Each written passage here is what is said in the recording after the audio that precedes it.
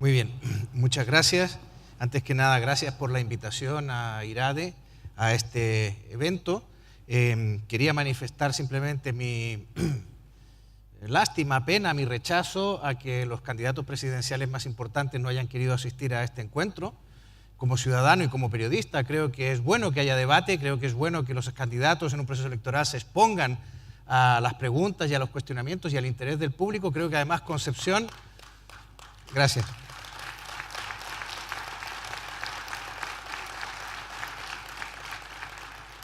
Creo que además Concepción, esta región, ha sufrido la amputación de una parte de su territorio hace unos pocos días.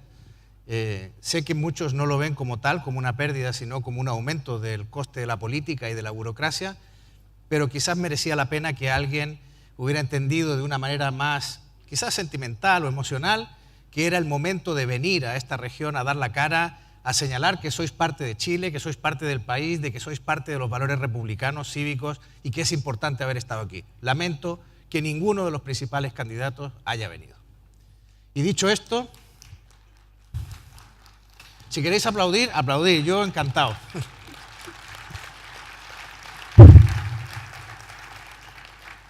Dicho esto, vamos a hablar, voy a ofrecer un marco, me han pedido que hable de política internacional, voy a ofrecer un marco analítico que yo creo que es bastante original. Era original hace 6 meses cuando se me ocurrió y lo empecé a plantear y a estudiar, pero ayer el Financial Times publicó exactamente esto que yo vengo diciendo hace ya un tiempo, lo cual me hace muy feliz. Esta imagen está tomada entre las elecciones de los dos papas, de los dos últimos papas, en el 2005 cuando se eligió a Ratzinger, a Benedicto XVI, y en el 2013 cuando se eligió a Francisco. Y yo las cojo porque en ellas está claro lo que es la globalización, el impacto tecnológico que están teniendo los nuevos medios tecnológicos, los smartphones, los nuevos iPads, los nuevos dispositivos de comunicación, cómo están cambiando el mundo, cómo están cambiando las cosas. La globalización, analicemos un poco rápidamente el concepto. Aquí tenemos básicamente las 4 acepciones que recoge el diccionario sobre globalización.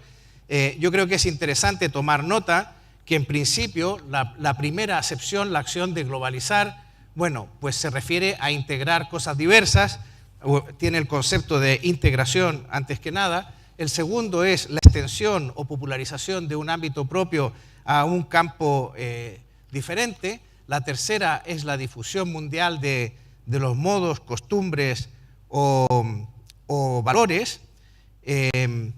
Yo suelo hablar en esta parte, en esta definición, de que hay 2 conceptos en batalla: lo global, lo local, que sería la mezcla de lo global con lo local, y lo global, que sería la mezcla de lo local con lo global. O sea, hay cosas en la globalización que hacen que esto sea un camino de ida y vuelta, y que nosotros nos globalizamos, pero al mismo tiempo Concepción se globaliza. Estábamos viendo a Mauro Mochetti, que nos enseñaba sus cifras y nos decía que la página, el sitio web de Radio Bio Bio tiene 45 millones de visitas, y yo comparaba con las visitas que tiene El Español, que es un diario muy potente, que se ha fundado en España hace 2 años y que no ha parado de crecer de manera espectacular en el último tiempo, y solo tiene 38 millones de visitas. Con lo cual eso os da una dimensión de la potencia de una herramienta local que se hace ahí, como dijo Mauro, en la Plaza de Armas, y que sin embargo tiene un alcance global potentísimo. Si llegan a 60 millones de visitas, os digo ya que estaréis a solo 30 millones del Washington Post, que tiene 90 millones de visitas. Eso os da una dimensión de lo que es global y de lo que es local, y de cómo algo local se convierte en global, lo local y lo global. Y por último, la definición económica de globalización, que es la que más conocerán, que es el proceso por el cual las economías y mercados, por la tecnología de comunicación que veíamos antes en la elección del Papa, adquieren una dimensión mundial y que hace que aparezca una contradicción global, precisamente, que es ¿quién manda aquí? ¿El mercado o la política? Que esta es una de las cuestiones que a partir de la crisis del 2008 quedó más de manifiesto, más sobre la mesa. Quedémonos claros entonces de que el concepto tiene 4 dimensiones: integrar, ampliar, extender, popularizar, exportar, desregular. Los 3 factores de la globalización más importantes han sido, los 3 drivers de la globalización han sido la libertad de comercio, la extensión de la libertad de comercio, que ha provocado un incremento de la prosperidad desconocido en la historia de la humanidad, la libertad de movimiento de capitales y la libertad de movimiento de personas, que son elementos más recientes. las bendiciones que ha traído esto son evidentes. Aquí tenemos el porcentaje de población mundial que está viviendo en la extrema pobreza. No sé si saben que este año, por primera vez, según las cifras del Banco Mundial, que mide la extrema pobreza, por primera vez la extrema pobreza en el mundo, que es cuando tenemos más habitantes que nunca en la historia, está por debajo de los 2 dígitos. La extrema pobreza ha caído a menos del 10% y esto es una buena noticia que no veréis publicada en los periódicos porque los periódicos no damos buenas noticias. La expectativa de vida, por ejemplo, está alcanzando cotas nunca vistas. Se dice que las generaciones que están naciendo ahora mismo vivirán hasta 126 años, que es el límite de la vida humana. Pero es un límite estadístico, no es un límite corporal ni material, no es fatiga de materiales. Nadie ha pasado de 126 años. Una señora francesa que se murió el año pasado ha marcado el récord. De momento, estadísticamente, nadie ha pasado esa cantidad. El turismo internacional, por ejemplo, o sea, el ocio, la administración del ocio, también ha alcanzado cotas nunca vistas en la historia y esto es básicamente fruto de estas libertades de movimiento y de capital. Pero parece que estos 3 factores están en retroceso o han dejado de avanzar.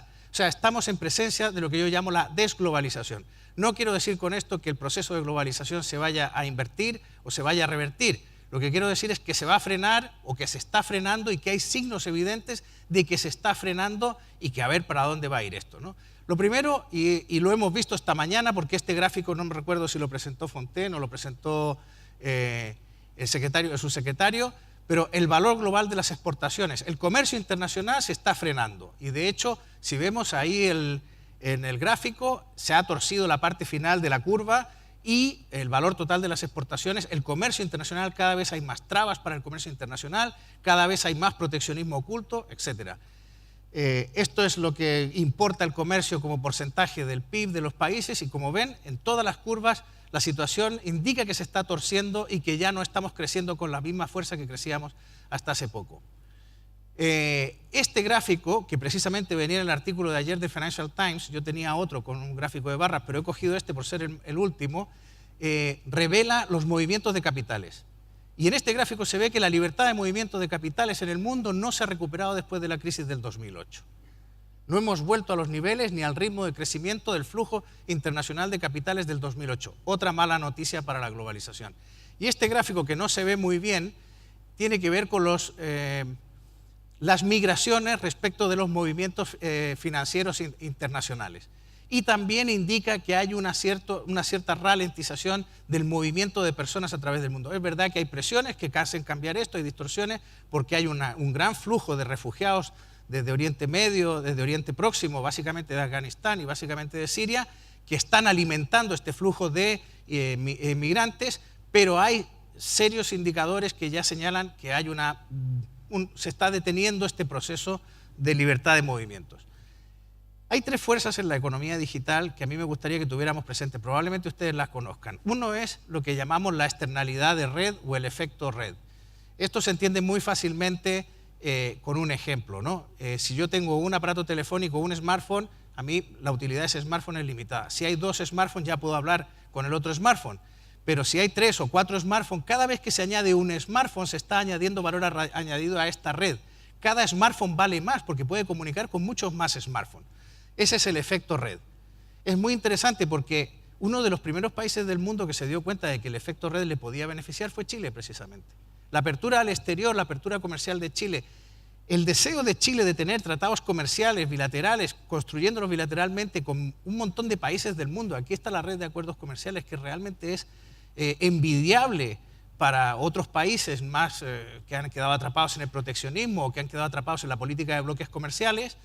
Este efecto es enorme porque por un lado nos hace vulnerables, pero por el otro lado nos hace asegurarnos respecto de los demás al estar relacionados directamente con ellos. Este es uno de los pocos países del mundo que realmente ha sacado partido del efecto red que ha habido en la economía mundial a partir de la globalización. Los costes de transacción, que es la segunda fuerza de la economía digital, lo conoceréis. El ejemplo clásico es Kodak. Se decía que Coase era el que dijo que los costes de transacción, la razón de ser de la empresa era resolver los costes de transacción, o sea, todas estas gestiones que hace una empresa y todos estos procedimientos y procesos industriales que hace una empresa para generar un producto, atender a sus clientes. Bueno, pues esos costes de transacción han caído, han sido abatidos por el mundo digital. La historia de Kodak es la más conocida.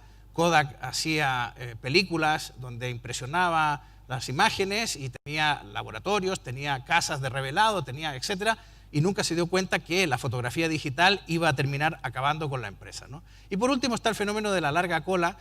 Todos saben que el comercio siempre se ha basado en esta teoría, que estos números son muy conocidos por los estadísticos, el número 80-20. Un pequeño comercio se basa en la idea de tener el 20% de los productos que compra el 80% de las personas. Lo que hace el fenómeno de la larga cola, el fenómeno digital, es que nos permite satisfacer a ese 80% de personas a lo mejor insatisfechas con ese 20% de productos escasos que no va a poder encontrar en ese pequeño comercio. Ahí hay un ejemplo muy bueno, en la parte que compra el 20%, pues estará Justin Timberlake, Madonna, que es lo que le gusta al grueso de la gente. Pero la gente que le gusta, por ejemplo, una grabación de la música que hacías tú en la habitación de la universidad con tus compañeros de habitación, pues estará en el extremo de la cola porque habrá muy poca gente que le interese eso. Y voy cerrando porque se me acaba el tiempo. Las nuevas reglas de la economía digital son funcionales a la globalización, pero también producen una fragmentación de las sociedades y esto está dando origen a la posverdad que ha puesto de moda Donald Trump. La mentira emotiva es un neologismo que describe la situación en la cual a la hora de crear las imágenes en la opinión pública, la verdad concreta, dura, pura y dura, no consigue superar las emociones y así se establecen falsedades entre el público, las fake news, etc. Los campeones de la antiglobalización o de la desglobalización, pues son estos señores. Uno es Donald Trump, que dijo esta maravilla que es la posverdad. Podría dispararle a la gente en la Quinta Avenida y no perdería votos. De hecho, salió elegido. Otra campeona de la desglobalización es la primera ministra británica, que dijo esta bonita frase: si crees que eres ciudadano del mundo, en realidad eres ciudadano de ninguna parte. Esto lo dijo en su famoso discurso de Lancaster, Theresa May. Otra campeona es la famosa Marine Le Pen. En Francia no daría un trabajo un español si lo puede cubrir un francés. Por ejemplo, el proteccionismo y la convicción de que el Estado tiene sus propios límites. Pero también hay antiglobalizadores, estos tres son los más famosos y existen en democracias consolidadas, pero también hay antiglobalizadores que buscan que la democracia deje de ser un paradigma universal. El campeón de ellos es este señor, Putin. Al oso siempre tratarán, el oso ruso, de ponerle una cadena y cuando lo encadenen le arrancarán los dientes y las garras. Esa es su visión. Este hombre cree que el Estado tiene que volver a ser a la antigua, un Estado con fronteras definidas donde ejerza su soberanía a palos si es necesario. Otro es este señor que ahora se proclama adalid del librecambismo, pero no podemos olvidar que representa un partido donde en un Estado donde no existe democracia, donde no se respetan los derechos humanos de determinadas personas, etcétera, ¿no? Y por último, este caballero que conoceréis, que se llama Erdogan, que dice esta cosa tan bonita, ¿no? La democracia no se puede definir como la existencia de los parlamentos y las elecciones por sí solos. Yo me imagino que Nicolás Maduro estaría muy de acuerdo con él. Donald Trump, que es el más importante de todos los que he mencionado porque está al frente de la primera potencia mundial, aquí está mirando el eclipse. Sin embargo, bueno, había una cuestión que me ha faltado aquí una diapositiva.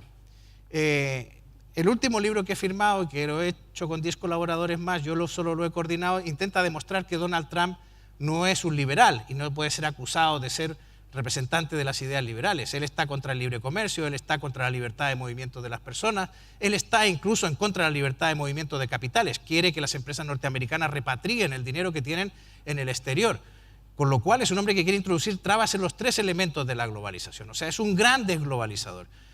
El problema es que su discurso es tan contrario al establishment norteamericano que lo que estaba por ver, y eso es lo que hablamos en el libro, es qué iba a ocurrir con Donald Trump, qué iba a ser este tío que es disfuncional al sistema cuando llegara a la Casa Blanca.